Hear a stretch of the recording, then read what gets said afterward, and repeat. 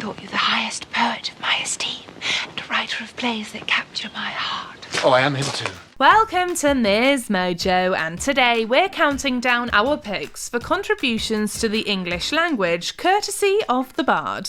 However, we're excluding idioms and aphorisms such as wild goose chase and all that glitters isn't gold. Tell me what you're thinking. I was thinking about Shakespeare.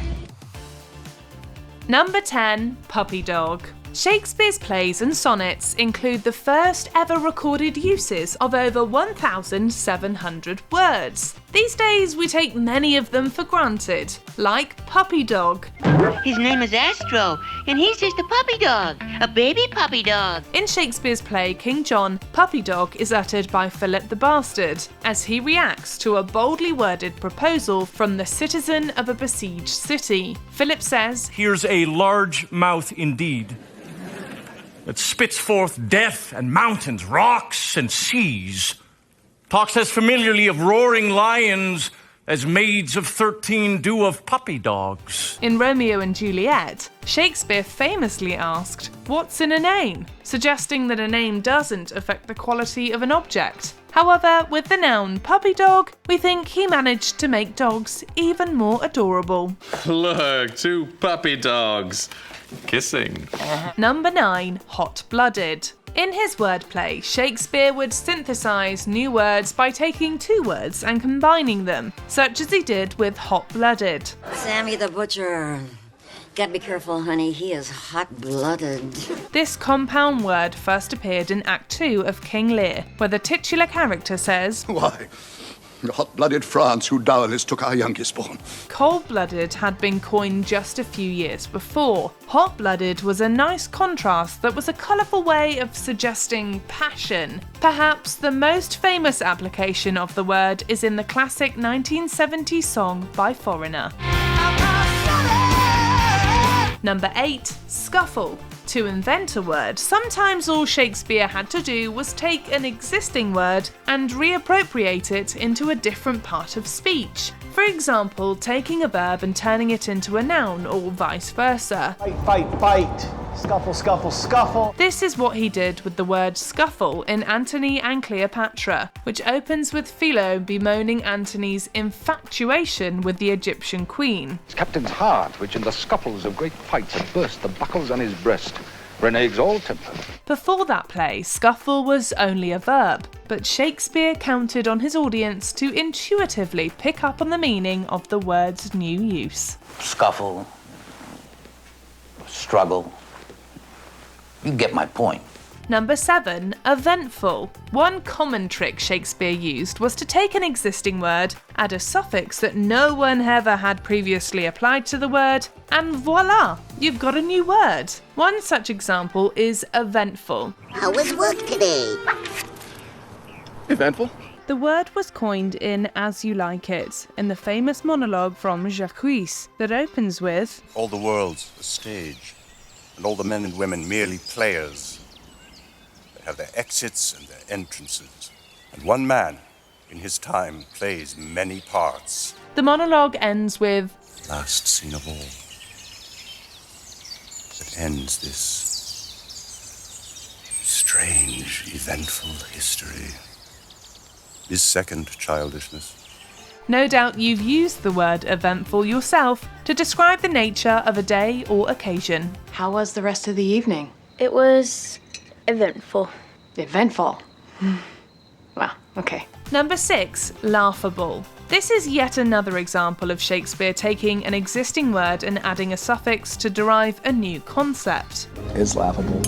Laughable comes from The Merchant of Venice, where Salarino, who's one of the friends of the main character Antonio, describes strange fellows, some who laugh like parrots at a bagpiper, and others of such vinegar aspect they'll not show their teeth in way of smile, though Nestor swear the jest be laughable. Nowadays, laughable is used less to describe a jest as worthy of laughter and more to dismiss something as ludicrous. The idea that someone like that could operate under my very nose is laughable.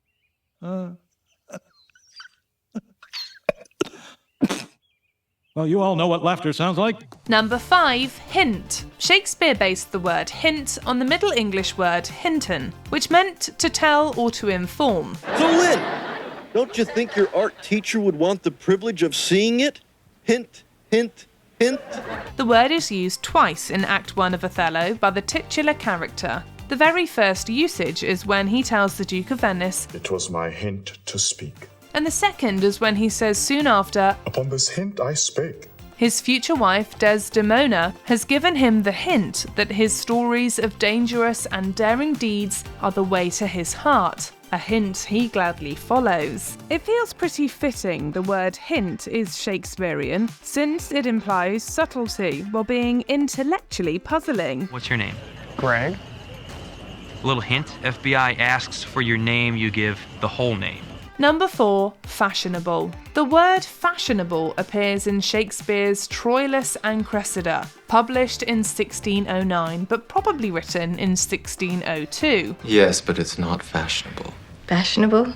Is fashion such a serious consideration? Among people who have nothing more serious to consider. The play is a tragic love story set during the Trojan War. Addressing Achilles, Ulysses compares time to a fashionable host that slightly shakes his parting guest by the hand, and with his arms outstretched as he would fly, grasps in the comer.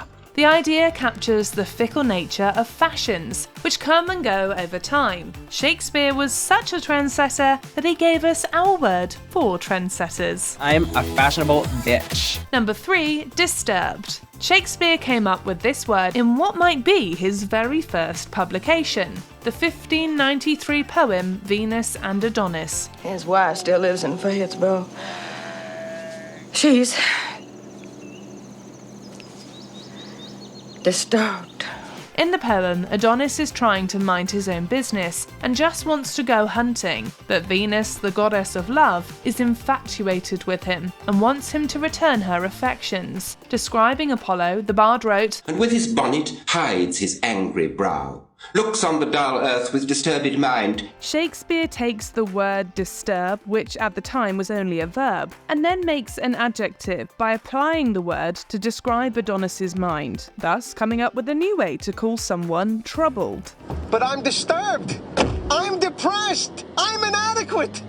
I got it all. Number 2, misquote. From quote, it was a small jump to misquote, but nonetheless a very useful one. They misunderstand, misquote, and misrepresent. The word appears in the history play Henry IV Part 1, when Thomas Percy, Earl of Worcester, tells Sir Richard Vernon, "Look how we can, or sad or merrily, interpretation shall misquote our looks, and we shall feed like oxen at the stall, the better cherished still the nearer death." In this case, misquote doesn't mean quoting written or spoken text inaccurately, but rather to misconstrue or misinterpret. Other new words from this play's sequel, Part 2 and Part 3, include dauntless, bandit, and jaded. I'm sorry that you're jaded.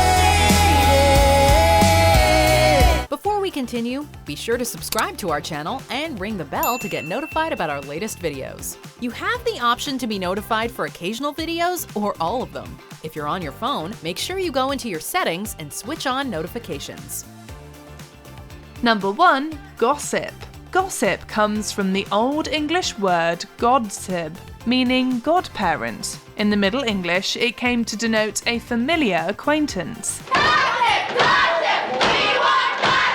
Shakespeare used the word gossip in several different plays, giving it a new life as a verb. In the Comedy of Errors, likely written in the 1590s, Solinus, Duke of Ephesus, exclaims, "With all my heart I'll gossip at this feast." In All's Well That Ends Well, the gentlewoman Helen remarks, "With a world of pretty, fond, adoptious Christendoms that blinking Cupid gossips." Shakespeare recognised such interaction as human nature and gave the audience their fill. That's why he's studied and celebrated after all these years. The next time you spill the tea with your friends, you're carrying on a proud literary tradition.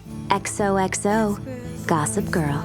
Parting is such sweet sorrow, but before we go, what's your favourite Shakespeare work? Let us know in the comments. To be or not to be. That is the question. Do you agree with our picks? Check out this other recent clip from MsMojo. And be sure to subscribe and ring the bell to be notified about our latest videos.